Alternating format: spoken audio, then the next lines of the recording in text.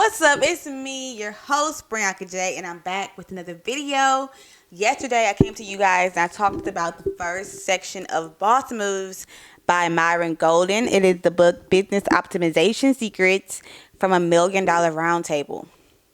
So, the first half of the book was just about the standards of business. You need to do lead generation, lead conversion, customer retention, customer ascension, work on your messaging, work on your processes. These are like the principles of business with the first section of the book. You know, becoming willing and trusting the work, following the principles, and he's like, you're gonna reach success. And he must believe this so thoroughly that he doesn't even dig into the details of how to do it. Cause I mean, there's a million books on it. So yeah, there's that. Follow the principles, the work will happen. This is what he even guarantees himself. So in the second part of the book, which is a much longer section, he goes into a whole new direction. So in section 2, he moves away from the day-to-day process of building a business and starts talking about the necessity of the mind and how we can utilize the mind to ascend the business. And first he talks about, which I thought was so good, he talks about learning. The faster you learn, the more you learn. The faster you learn, the more you earn. And he says, thinking of learning as a game with levels. So he talks about that you need to be conscious impotent and conscious incompetent. That means you don't know, but at least you're aware of the fact that you don't know. And then you become an unconscious competent. You are doing what works, but you don't know why it works. And then you become a conscious competent. That means that you're doing what works and you know why it works. You can do it again and again. And this is like a mental model, a way of representing what learning really is and how learning takes place. And then he started thinking about it like it's kind of like a game. And so,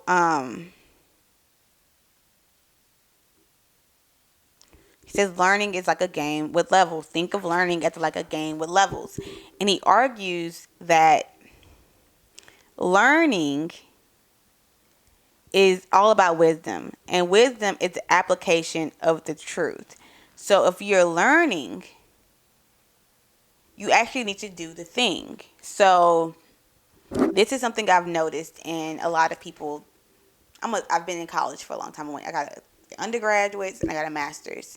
And in that process, I met a lot of other scholars who got undergraduates and a master's and a doctorate and a law degree and all these types of fancy ass titles. And one day I stepped back from the academic table and I was like, we all broke. And that's the reason for that is because learning is not doing, and you earn in the doing. And so anything you learn should be your preparation to do, right? I am learning about a thing so I can learn to do the thing so I can then do the thing. So you're learning about it so you can learn how to do it. So then therefore you can go on and do it, right? So learning all about working on cars and never opening up your mechanic shop, you didn't learn a damn thing. It's useless information. And knowledge without use is of no value to anyone. So that's one of the major keys. He wants you to think about learning as a prerequisite to actually doing the damn work. And I've talked to so many people who actually know exactly what to do. Sometimes they talk to me and I'm looking like, you know exactly what to do. You don't need to have this conversation with me. They want me to validate their ability to do it. And it's like, I don't know that because you haven't done it. So the best way to know if you can do it is to do it. And honestly, the only person in your way then is you. Then he starts talking about the need to eliminate stuff. And this was interesting to me because when I first got on like a wealth accumulation journey, I had a friend of mine who told me to empty out all of the shit in my closet. And I was like, boy, is you crazy? Is you crazy? But he was right. He was like, empty it out. You don't wear it. You don't use it. It's taking up space. Once I started applying that principle of it's taking up space, it's not helpful to me. My world like literally opened up and abundance was at my fingertips. And You know, it sounds crazy, but have you tried it? Oh, okay. That's all I'm saying. You got to eliminate to elevate. He says, I once read that sacrifice is not giving up something that you desire. Sacrifice is letting go of something of a lower nature so you can hold on to something of a higher nature. So eliminate conflict from your life. Internal conflict usually manifests itself as resistance. You have to eliminate internal conflicts that manifest themselves as resistance to do the things that you are learning. What you've got to realize is that when you feel overwhelmed, you're feeling that way because you're about to go into the next phase. So don't let your emotions control you. Like, oh, I'm overwhelmed. Oh, I'm scared. Oh, I don't know. Overwhelm is a sign that you're about to level up. You're getting ready to go to another level. So just think about it that way. Anytime you're like scared, it's like because you're about to move to the next level. So just think about, like, you got to learn to elevate. And you got to learn to grow. And to grow, you got to eliminate stuff, right? When you grew a foot taller, you had to let go of your old clothes. You couldn't fit them no more. Then he says, think about things a different way. Busyness is not the same as productivity. All movement is not progress. And so he says, you have to start learning how to do one thing at a time and master it. Master it. Master your level. Master where you are. If you're focusing on learning how to get leads, focus. Get as many leads as you can. Find the best way to get leads. And then you move on to the next step. He says, learn how to do one thing at a time. In fact, he says, the average business owner could become a millionaire and build a very successful business if they master one business skill at a time. So just stop multitasking, focus on one thing at a time and get really good at it, and then move to the next thing. Next, he says, eliminate cultural indoctrination. This is a big one. This is the societal point of view. Society is going to tell you that it's really hard to create $1 million business. And that's why you can't listen to society. First of all, who cares if it's hard? I don't know why people are so stuck on what's hard and what's easy. Shit. Some of y'all took a really hard shit this morning. It didn't stop you from getting it out. That was vulgar. I'm sorry. But cultural indoctrination. It has the goal of making us against what's for us and for what's against us. Cultural indoctrination tells us to go against what is for us and go for what is against us. So the first thing he said is to eliminate the media so you can eliminate the societal perspective. He said, it's not important. If you can't fix what's going on in the world, if you can't fix your world, how can you fix the world's problems? So kind of focus on you and eliminate those distractions. He says, whoever puts the most money in your mind, that's who has most of your money. Benjamin Franklin said that if you empty your purse into your mind will fill your purse with gold. So what we know is our mind is a problem-solving mechanism.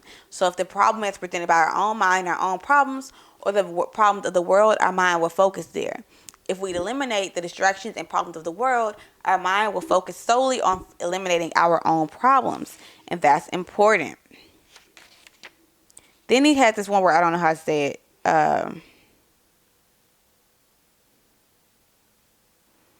Eliminate minutia, I guess. And he talks about people that are always focused on the next person. Like, oh, did you hear about this? Or did you hear about that person? And he says, why? I believe it's because we have been subconsciously focusing on distractions and not focusing on things that make a difference in our lives and the lives of people we are supposed to be serving. You've got to eliminate things that are minor in relation to how you take your life to another level. And so he says, eliminate interruptions, external and internal. Change in the right direction may feel wrong in the moment. So he says, eliminate, anything that is causing you to doubt yourself. Don't go in 6 months and do business and think it's not working, so you start another business. Don't do that. That's not a good idea. He said there's two sides of work. Work that lands on heads, it's a two-sided coin. It lands on heads, it's working for you. When it lands on tails, it's working for us. It's working on us. All work works. It's either working for me or it's working on me. The work that you are working on that's not working for you will work on you till you become the person for whom it can work. So he says, when you even feel like you're putting all the effort in the world, right? You're grinding the gears, you're putting it to the gas, and you feel like, oh man, it's not working. That means it's working on your character. It's building you up for that next step. So don't quit. Hey, it's me, Brianca Jay. I'm your host, and this is my little corner of the internet. I want to welcome you here. And if you enjoy books as much as I do, and you want to see more content about really incredible works, go ahead and hit that like, comment, or subscribe button, or a combination of all three. It works for me. Today we're going to be talking about this incredible book by a business coach named Myron Golden. I actually was introduced to him by this woman I really, really admire everything about how she runs her business, and she kind of led me to this gym, and I want to kind of talk to you guys about it. But before we get started, I do want to tell you guys to be sure to explore the description box. In the description box, you will see that I have a lot of information, including where to contact me and connect with me, from my emails to my Instagram to my Twitter. I also have a small business. It's a web design agency, and what I do there is I help small businesses grow their online presence and convert more leads and make more money. And so in order to do that, I built their websites. I help them position their brand. And I've also just penned an ebook that helps them to strategize the sale process. And all of that is going to be available to you guys in the description box, of course. If you say you're from YouTube, I'll try to hook you up with like a little discount, because y'all my peoples. I love y'all. In addition to that, I have, children's books and several short stories across the internet. So everything is in that description box. It's really chock full of really great information. So please check that out. And don't forget, like, comment, subscribe if you love this video. Now, let's talk about B.O.S.S Moves. So don't quit. Don't allow your mind to tell you, oh, it's not working, I quit. Just think, oh, it's not working. Man, I'm really building my skills then. I'm really sharpening my knives. Then he says eliminate confusion. He's talking about a lack of clarity. He says, master one level before you move on to your next level. We already talked about that. And knowing about something is not the same as knowing something. Finish what you start before you start something new. And so this is all about the mindset. This is all about your mindset. Get over your need to be right, because people who have to be right find it very hard to get rich. So he says, like, open up your mind to new possibilities. Stop getting in your way. Stop holding yourself back. Increment mastery to effortlessness. So that's when he talks about when you desire to learn a new thing, you've got to trust the person's belief system that you are modeling more than you trust in your belief system. So if you really wanted to, be as rich as, this guy, Myron Golden, you have to believe what he's telling you. If you don't believe what he's telling you, you might as well not read his book, right? If you want to be as good a golfer as Tiger Woods, when Tiger Woods tells you how to swing, believe what he's telling you and trust it, because your mindset tells you can't golf, and that's never going to get you to the Olympics or wherever the hell the Open or whatever the hell it is. I don't play golf. But it says, if you desire to duplicate any form of human excellence, find somebody who is experiencing excellence in that arena and then model that.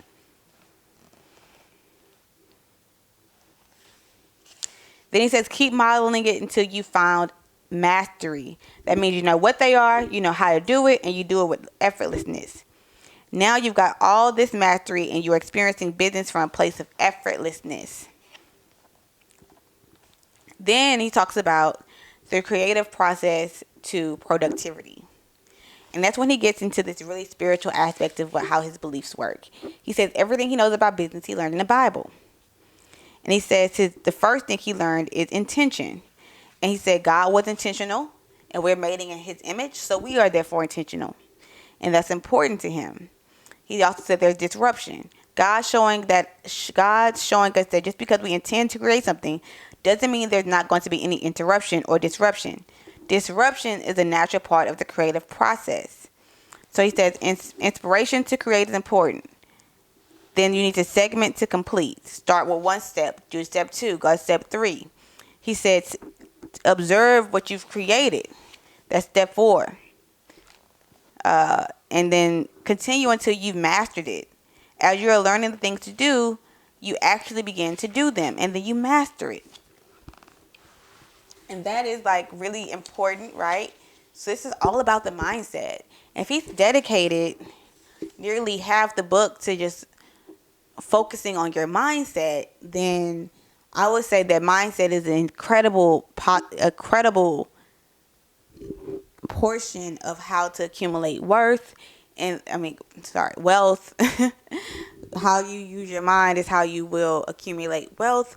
And then therefore you have to start eliminating the little things in your mind that are telling you can't, or it's going to take time, or even putting a timeline on it. You have to let it go. After that, he starts talking about partnerships, purpose, and priorities. He argues that we need to learn how to get a partnership. If you aren't a talker, attach yourself to a talker. Make your main thing your back end and create an information product for the front end. That's a very important step for you. He says find a way to sell your product slowly but surely to kind of get their trust, and then sell them the bigger product. Then he says get you a really good talker, get you a really good salesman. If that's not you, find you someone that'll blow that shit up into $1 million. He says stop selling your services and partner with somebody who would help you take that thing up to $100 million. And he even compared this to like the iTunes App Store and stuff like that. And he brings it to the Bible. Two or three gather together in my name, there I am in the midst of them. So he says you have to continue to partner with people and collaborate in order to have growth and to expand, your brand visibility. Then he brings us into a place of the Bible. He says, yield your life to God. God wants us to create business as a God principle. So if we yield our life to God as the freedom, and he's the king of our life, your assignment, whatever your project, your purpose is, must yield to you. And he argues that the most fulfilling, purposeful place you will ever find yourself in life is being yielded to the God of the Bible as the sovereign king of your life. And he says, the kingdom says, yield your life to God as the sovereign king of your life and rule over the assignment as a sovereign king to that assignment. And then use that assignment that you rule over to serve somebody you come in contact with. So he says, decide what to do before you discern what you're supposed to do.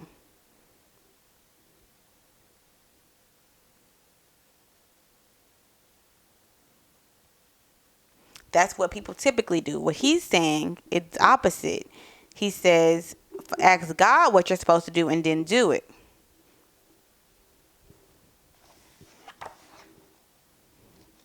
Ask God how you're supposed to treat people. How should you use your money? How should you treat your wife? How should you treat your children? Look for his answers in your problems.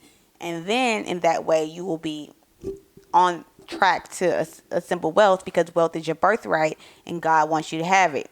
He creates laws that govern the universe.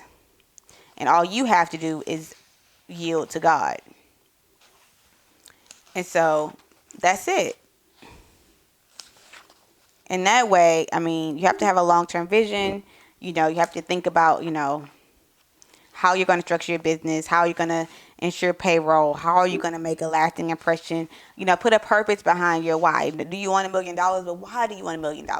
Write it down. Submit it to God. Let him know your plan. Let him know your desires so that he can create your plan. And he says, just don't allow little things like anxiety to get to you. Be a high energy source. Know that anything you're telling yourself is something you've made up, and you can always change that. So if you tell yourself you're not a good salesman and you read 3 books and you practice, then you can tell yourself you are a good salesman. You just need a little work. He says everything is energy. Energy is never created or destroyed. It changes form. So allow energy to change form. Allow energy to work for you and not against you. Grab some energy from the future and use that energy to take action in the present. That makes the future manifest.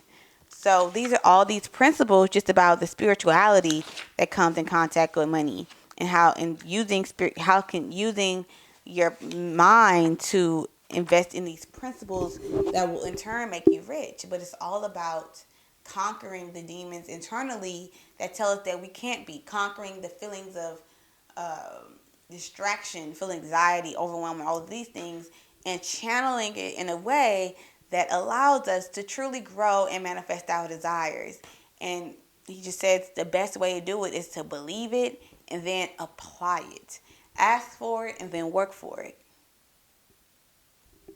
And I think that's just a wonderful way to go about it. And like he says, the best way to get it is to trust somebody who's done it and take on their beliefs. And so I'm going to challenge you to take on those beliefs. If you want to make more money, open your mind to the fact that more money is your birthright, and then create a high value product with high profit and sell it to a lot of people, and bam, you made a lot of money. And that sounds really simple, but simple is probably the best. Who said it had to be complicated? So I'm wishing you the best, and I know that if you're like me, that success is your birthright, and I don't have to even wish it for you because it is yours. So I'm going to just tell you to take it. And go ahead and take a moment to like, comment, and subscribe on this video, and I will see you next time.